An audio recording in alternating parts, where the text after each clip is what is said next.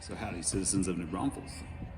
I am currently on my vacation enjoying, I'm not enjoying my vacation. I'm back. It was great.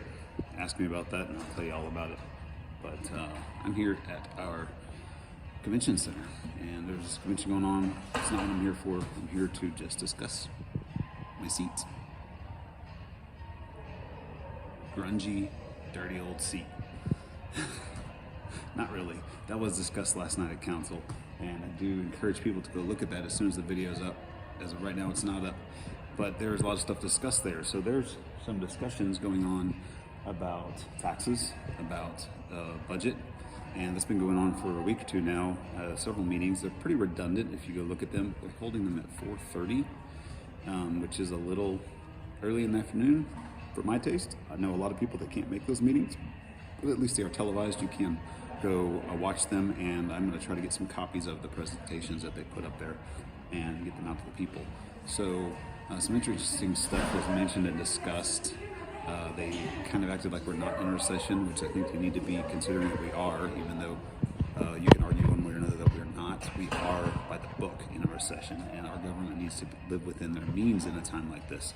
This is certainly not the time to be increasing your taxes, which in some rate they're talking about actually reducing the taxes for a large portion of people, and that's really good to hear. But there's a little bit more important part that they didn't talk about. They did get the city to admit that they will be raising the taxes on people that rent.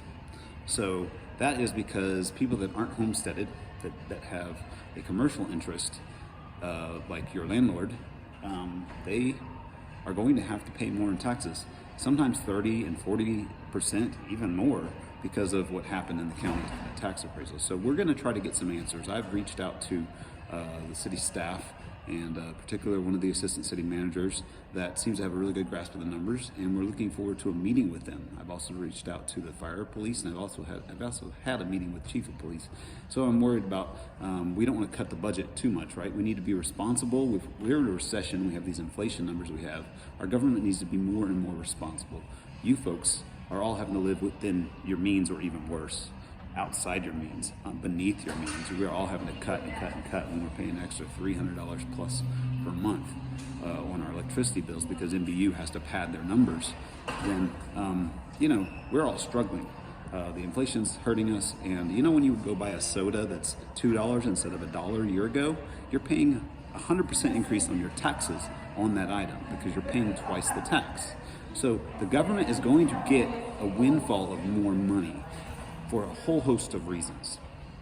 Yet they want to give everyone an 8% raise, and they don't want to live within their means. They're trying to do stuff like replace this furniture I'm sitting on that works perfectly fine. Yeah, there's a couple tears and stuff that could be fixed really inexpensively with some local upholsterers. I could suggest those things to the city, but I don't think they want to do that. They just want to buy new furniture.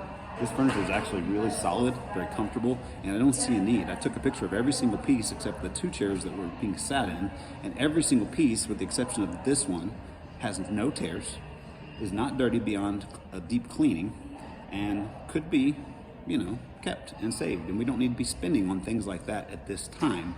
That's an irresponsible use of your tax dollars. So we need to implore the city to cut corners, not corners that matter, but corners that don't matter so much, to think about being more responsible with your money, your taxes.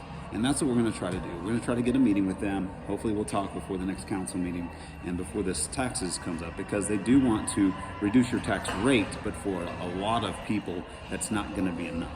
And your taxes just have to come down. The city needs to live within its means, but they're all giving themselves, including Mr. Camarino, from all I understand, a guy that makes $261,000 a year thinks he needs a $30-some-odd-thousand raise.